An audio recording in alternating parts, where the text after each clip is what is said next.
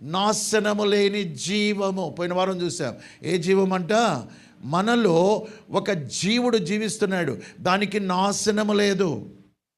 Either it has to stay in peaceful area or it has to be stay in a destructive area. ఇది ఈ యాతనలు పడలేకుండా, భరించలేకుండా ఉన్నాను. ఎప్పటి వరకు? Indefinite. ఈ యాతనలు ఎప్పటి వరకు? ఏదో భ్రమలో ఉంటారు.